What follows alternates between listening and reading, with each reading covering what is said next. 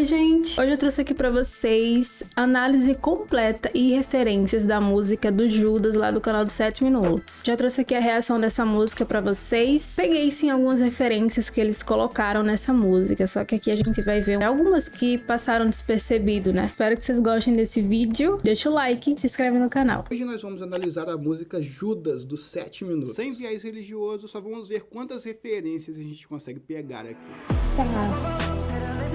Você trair entrando no seu lar. Você vira um Deus, seu filme de comédia.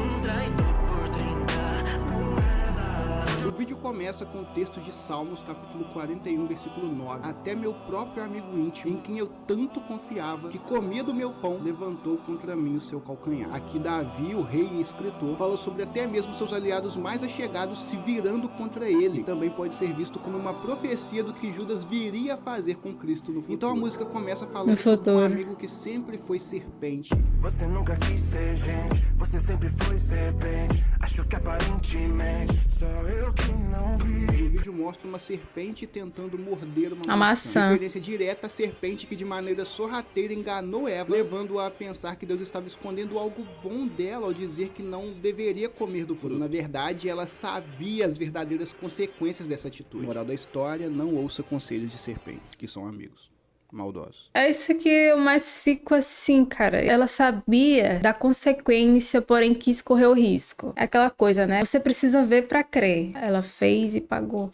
Nós todos pagamos.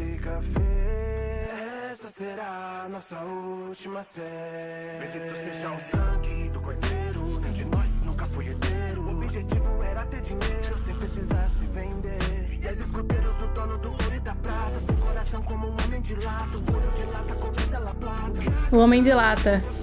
Após fazer referência ao Homem de Lata do Mágico de Oz, dizendo que após fazer parte dos amigos mais próximos do Filho de Deus, Judas ainda se mantinha sem coração. Gabriel pergunta ao seu Judas: o que a ganância fez com você? Se pensarmos em Judas, não era a primeira vez que ele demonstrava estar disposto a passar por cima Nossa, dos vendeu outros, já Jesus. que era ele quem cuidava da caixa do dinheiro dos apóstolos e roubava dela. Inclusive, Meu às vezes, se Deus. passando por um homem caridoso e preocupado, mas na realidade estava escondendo suas más intenções. Ele Uma já era vez em que malta. uma mulher fiel a Jesus derramou sobre ele um óleo perfumado que era tido como muito caro. E olha a atitude de Judas sobre isso. João capítulo 12, os versículos 4 a 7. E então, um dos discípulos, Judas Iscariotes, filho de Simão, o que havia de traí-lo, disse: por que não se vendeu esse unguento por 300 dinheiros e não se deu aos pobres? Ele disse isso não pelo cuidado que tivesse dos pobres, mas porque era ladrão e tinha a bolsa e tirava o que ali se lançava. Pinóquio, safado. Você prometeu, Pinóquio, seu nariz cresceu. Então qual valor será necessário pra você trair entrar no seu lar? Essa é uma reflexão, né? O que seria necessário pra você atrair alguém? Um traidor por 30 moedas. Não vire esse coração, eu uso demônios. Acho isso tão natural, escorpião é venenoso. Se eu já perdi antes, perdoarei de novo. Beba do meu sangue, comando meu corpo. Deus e o céu são testemunhas. Oh, Judas. As 30 moedas de prata foram o valor pelo qual Judas se vendeu. Esse valor, nos nossos números de hoje, estariam entre 93 mil dólares, dependendo do ponto de comparação que você Nossa, usa. De qualquer é forma, muito. Um valor pífio para atrair o Filho de Deus. Mas como Lucas pergunta, qual seria o valor justo para isso?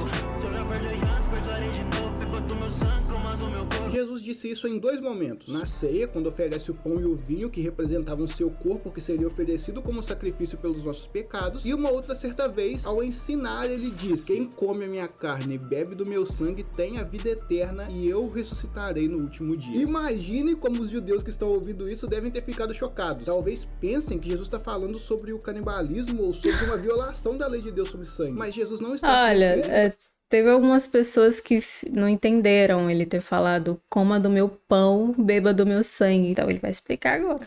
a comer carne e beber sangue literalmente. Ele está mostrando que todos os que querem ganhar a vida eterna devem mostrar fé no sacrifício que ele fará quando oferecer seu corpo humano perfeito e derramar o seu sangue. É uma explicação mais entendível, é tipo assim, o corpo representa o pão, então coma do meu corpo, e o vinho representa o sangue de Jesus. Então, beba do meu sangue. Por isso que sempre nas igrejas, pelo que eu sei, uma vez por mês, né, tem a Santa Ceia, que é onde a gente se reúne e come o pão, que é o corpo, e o vinho, que é o sangue de Jesus. E até tem um versículo que fala, esse é o meu corpo e meu sangue, e que isso a gente iria fazer em memória dele, né, para lembrar da sua crucificação. Continuando, nós temos uma chuva de referências. Te chamei de irmão, mesmo sabendo que não deveria confiar. Sempre quis me ver no chão, eu sei. Hoje seu perdão não mais tem. Disse vida longa, oh, hey. Você sempre foi um escuro.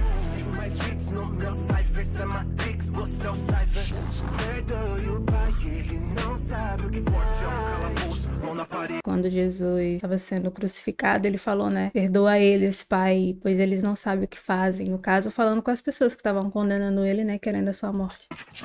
Essa é uma referência também.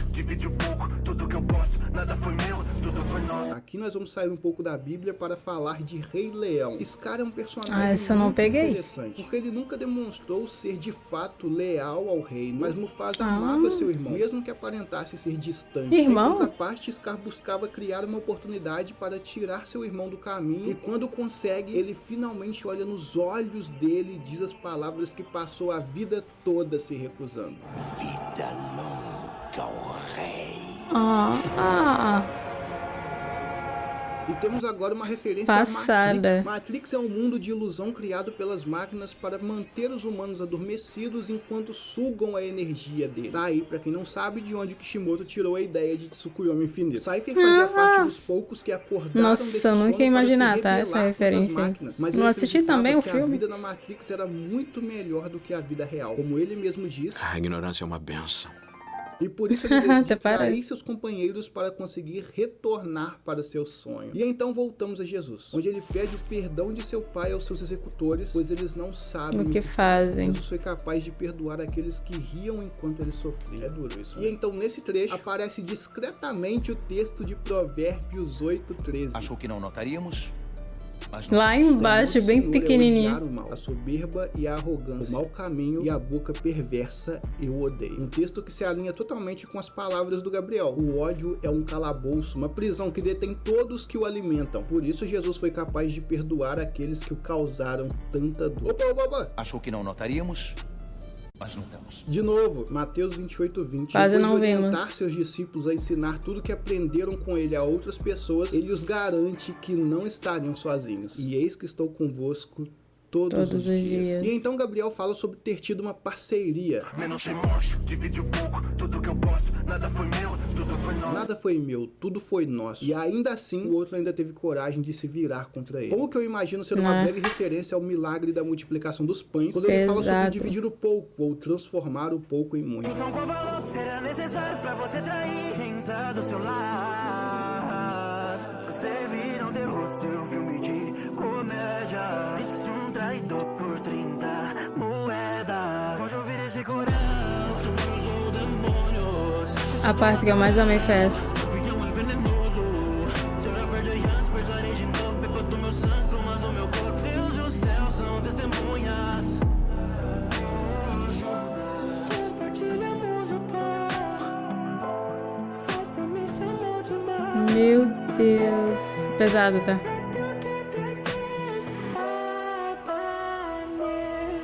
E nesse trecho, Essa eu não um fato peguei, porque eu não curioso assisti sobre a One última Piece. ceia. Judas não estava presente. Bom, na verdade ele estava, mas ele foi embora para vender sua lealdade. Note João capítulo 13, versículo 21. Dito isso, Jesus ficou perturbado em seu espírito e declarou abertamente: em verdade vos digo, um de vós há de me trair. Os apóstolos ficaram se perguntando quem seria, até que chegamos em Judas. Vamos aos versículos 26 e 27, depois o 30. Em seguida, molhou o pão Jesus e falou deu a isso, Judas, né? filho de Simão Iscariotes. Logo que ele o engoliu, Satanás entrou nele. Jesus disse Meu então: o que Deus. queres fazer? Faze-o depressa. Tendo Judas recebido o bocado de pão, apressou-se em sair, e era noite. Interessante, né? Continuando.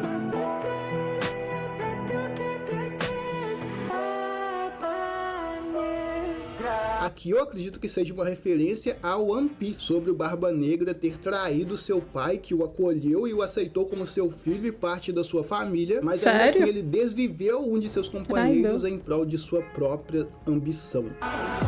Nossa.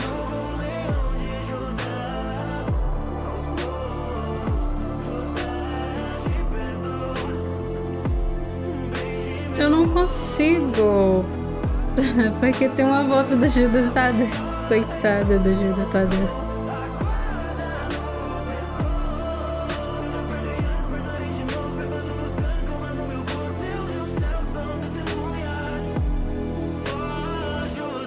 Esse final é muito interessante, vamos lá. Primeiro, nada indica que Judas tenha recebido algum tipo de perdão pelo seu pecado. Na realidade, não tem falando baseado isso, né? em algumas palavras de Jesus, é que ele não teria perdão pelo seu erro. Em João capítulo 9, versículo 41, Pelo que eu sei, depois da traição, ele se arrependeu, pegou a corda e... olha o que Jesus disse para os líderes religiosos de seu tempo. Disse-lhes Jesus: se fosseis cegos, não teríeis pecado. Mas como agora dizeis, vemos, por isso o vosso pecado permanece. Judas conviveu e aprendeu com Jesus. Ele tinha seus olhos bem abertos e mesmo assim decidiu deliberadamente trair o seu mestre. Sabia o que ia acontecer com ele Judas depois. morreu enforcado, mas na realidade nem isso ele conseguiu fazer, embora tenha tentado. Para entender isso, precisamos juntar duas informações. De Mateus capítulo 27, versículo 5, onde diz que Judas abandonou suas moedas para se enforcar. E o de Atos capítulo 1, versículo 16 e 18, onde diz que na verdade Judas caiu de um precipício e morreu, tanto que o local ganhou o nome de Aceldama, que significa campo de sangue. Juntando os dois relatos, parece que Judas tentou se enforcar no alto do penhasco, mas que a corda ou o galho da árvore arrebentou, de modo que despencou e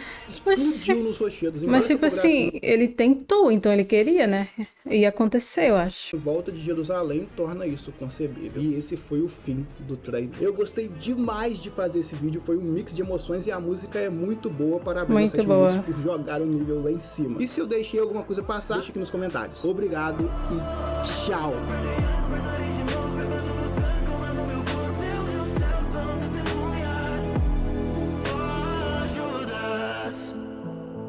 Eu entendo que algumas pessoas ficou assustadas nessa parte. Coma do meu pão, beba do meu corpo. Porque olha só a imagem que eles colocaram aqui. Aparece um corpo aqui e uma espada também. O que a pessoa pensa? Às vezes a gente tá escutando alguma coisa e não tem explicação. Quem não sabe da história, olha só essa imagem aqui e fala, eita, deve ser isso. Pra quem ouviu a música e não entende da história, é muito importante ver esse vídeo aqui pra entender muito bem. Algumas referências das que eu peguei aqui passaram, né? Principalmente as do início. A única que eu não peguei foi a do Rei Leão, que eu não assisti. E de outro filme também que ele citou aqui, que eu também não assisti. Adorei esse vídeo, essa análise completa aqui da música de 7 minutos. Espero que vocês tenham gostado desse react. Deixa seu like, se inscreve no canal. Vou ficando por aqui. Tchau!